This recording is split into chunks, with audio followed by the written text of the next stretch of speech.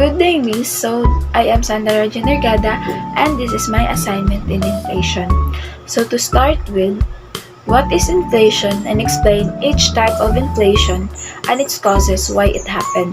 So, inflation is the sustained increase in the general price level of goods and services in an economy over a period of time. So, when inflation occurs, the purchasing power of money decreases, meaning people can buy less with the same amount of money. So there are types of inflation and their causes. So first we have this demand pull inflation. It occurs when aggregate demand in an economy exceeds aggregate supply. So why it happened?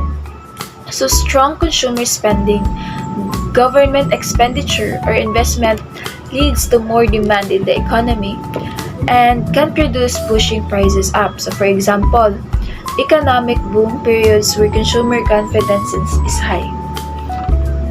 Second type is cost push inflation. So it occurs when the cost of production increase and producers pass those costs on to consumers. So why it happened? Rising prices of raw materials like oil, wages, or supply chain disruptions. So for example, increases in fuel prices that raise transportation and production costs. And for the third type, we have this built-in inflation or the wage price spiral. So it caused by a cycle where higher prices lead to higher wage demands, which in turn lead to higher prices. So why it happened? So when workers demand higher wages to keep up with inflation, businesses increase prices to cover the higher wage cost.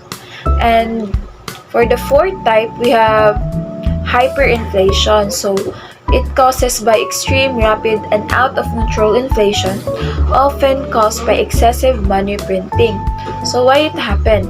Usually due to a loss of confidence in a country's currency or financial system, often tied to a political instability or collapse of economic institutions.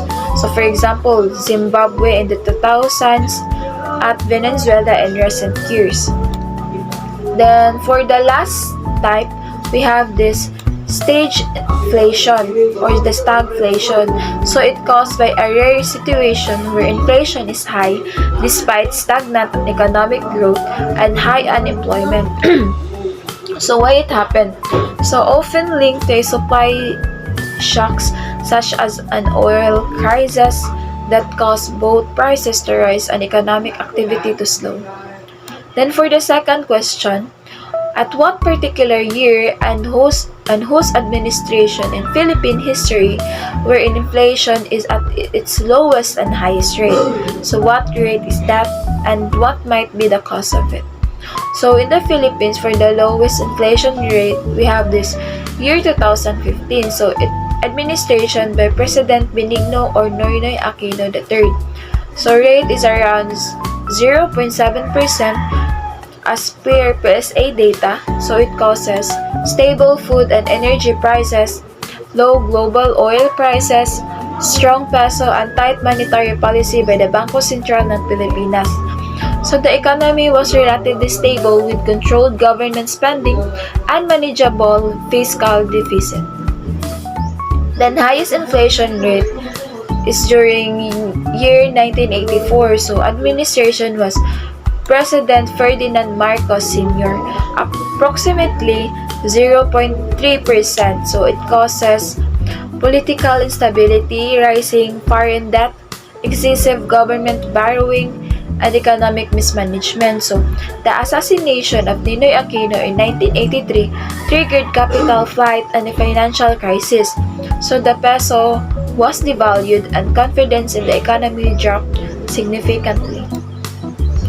So in relation to hyperinflation, summarize what happened in Zimbabwe's economy from early 2007 onwards.